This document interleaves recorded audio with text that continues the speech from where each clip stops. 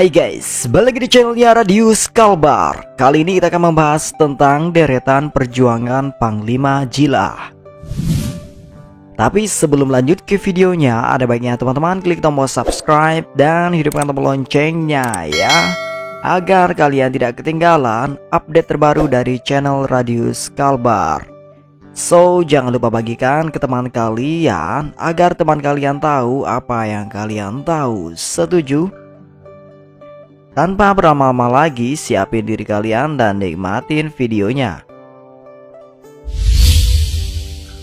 Siapa yang tidak kenal dengan sosok Panglima Jila yang sering terdengar dalam upaya perjuangan yang membumi dan selalu dekat serta berkaitan dengan masyarakat adat Dayak. Panglima Jila adalah sosok yang sederhana dan ramah. Pekerjaannya sehari-hari adalah sebagai petani kebun dan ladang. Di sisi lain, dia gemar memancing serta bersemedi di hutan-hutan serta gunung. Masyarakat Dayak memang terkenal dengan khasnya, yakni hidup menyatu dengan alam. Bumi dikenal dengan istilah ibu bumi dan langit sebagai ayah yang menaunginya. Hal ini merupakan sebuah falsafah yang berarti satu kesatuan yang utuh dalam kehidupan di alam semesta, guys. Bagi masyarakat Dayak, hidup mereka sangat bergantung dengan alam. Dengan hal itu pula, mereka menjaganya dengan aturan-aturan yang hingga kini sebagian besar mereka lakukan. Bahkan sebagiannya lagi sedang mempertahankannya. Atas dasar ini, Panglima Jila bersama pasukan merahnya menjadi garda terdepan dalam perjuangan serta perlindungan bagi masyarakat adat Dayak, sekaligus menjadi simbol perjuangan masyarakat adat Dayak di bumi Kalimantan, guys. Berikut merupakan beberapa upaya yang dilakukan oleh Panglima Jila dalam memperjuangkan adat serta budayanya bersama pasukan merah. Yang pertama, Panglima Jila sebagai sosok penjaga adat dan budaya. Melalui sosok Panglima Jila, tidak dapat dipungkiri bahwa semangat untuk lebih mencintai adat serta budaya Dayak di masyarakat Dayak Borneo lebih terpacu lagi. Dan hal tersebut disampaikan langsung dengan aksi-aksi yang nyata melewati gawai-gawai Dayak yang sering ia datangi. Panglima Jila tak segan-segan untuk datang ke kampung-kampung, sekalipun itu jauh dari jangkauannya. Upaya itu dilakukan demi menjaga marwah serta mempersatukan identitas agar tetap kokoh dan tidak luntur dimakan oleh zaman, guys.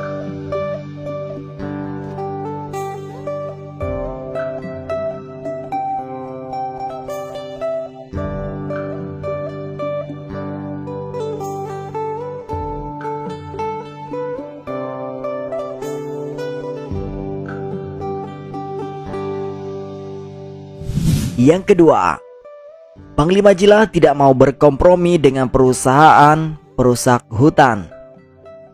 Panglima Jila sangat menantang perusahaan yang merusak hutan dengan alasan apapun, baik investasi, pembangunan, penanaman kebun, atau yang lainnya. Sebab menurutnya uang tidak akan menjadi solusi jikalau alam telah rusak. Ia menyatakan bahwa Kalimantan juga merupakan bagian dari paru-paru dunia, mestinya harus dijaga kelestariannya. Bukan hanya masyarakat, namun pemangku kepentingan yakni pemerintah yang harus berada di garda paling depan untuk memperjuangkan hal ini, guys. Sebab manusia tidak bisa hidup tanpa alam yang lestari. Jika alam telah rusak, maka alam akan rusak pada masanya. Arif dan bijaksana dalam mengolah alam dengan tidak tamak dan serakah. Begitulah konsep yang ditawarkan oleh Panglima Jila. Namun jika masih ada perusahaan yang masih nekat merusaknya, maka ia menegaskan jika perusahaan itu akan berhadapan dengannya.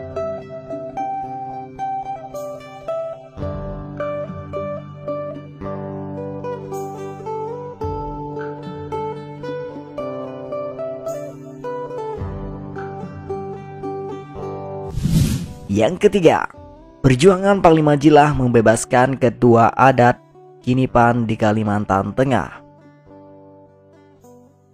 Kepala adat Kinipan pada Agustus tahun 2019 yang lalu sempat ditangkap karena kasus lahan adat. Namun berkat peran Panglima Jilah, kasus pembebasan Effendi Buhing sebagai kepala adat Kinipan menjadi lebih cepat. Melalui berbagai pernyataan dan ajakannya untuk pembelaan telah mengundang begitu banyak reaksi simpatik dari berbagai kalangan di seluruh Kalimantan, bahkan di luar daerah. Maka atas hal tersebut, Effendi Buhing dinyatakan tak bersalah dan bebas dari hukuman. Bahkan Effendi Buhing secara langsung dalam wawancara khusus di satu di antara TV nasional mengucapkan terima kasih kepada Panglima Jilah yang telah membantu mengawal kasusnya hingga ia bebas, guys.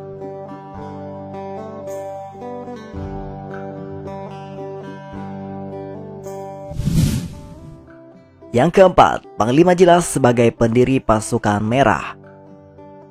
Pasukan Merah didirikan Panglima Jilah bersama komunitasnya pada tahun 1995 dengan latar belakang keprihatinan dari Panglima Jilah. Ketika itu, pada saat itu banyak masyarakat Dayak yang berpindah keyakinan, namun justru meninggalkan adat budayanya. Kita beragama harus juga beradat. Kalau beragama tidak beradat sama saja kita kosong, sebab adat adalah identitas kita, ungkap Panglima Jilah. Pasukan Merah yang saat ini sudah beranggotakan lebih dari 48.000 orang yang tersebar di masing-masing daerahnya. Pasukan Merah dibentuk dengan tujuan untuk manusia yang beradat dan beradab. Dalam artian beradab adalah mengerti serta dapat menerapkan sopan santun dan tata cara hidup sesama manusia dan kepada alam serta makhluk lainnya. Sedangkan adat merupakan aturan yang dibuat untuk manusia agar mengerti tata cara hidup secara keseluruhan. Apabila adat tidak diterapkan, maka manusia akan rusak karena tidak memiliki tatanan. Begitulah esensi pasukan Merah dibentuk, yakni untuk menegakkan hal itu serta menjaga adat demi tegaknya marwah di masyarakat itu sendiri. Menurutnya, untuk bergabung di Pasukan Merah tidaklah sulit, guys, hanya perlu identitas serta administrasi yang lainnya. Namun Panglima Jilah mengingatkan untuk tidak menyalahgunakan tujuan utama saat bergabung dengan Pasukan Merah, guys. Dengan upaya-upaya yang dilakukan oleh Panglima Jilah dengan Pasukan Merahnya, banyak beberapa pihak yang akhirnya memperhitungkan sehingga marwah masyarakat adat Dayak tidak lagi dapat diinjak-injak.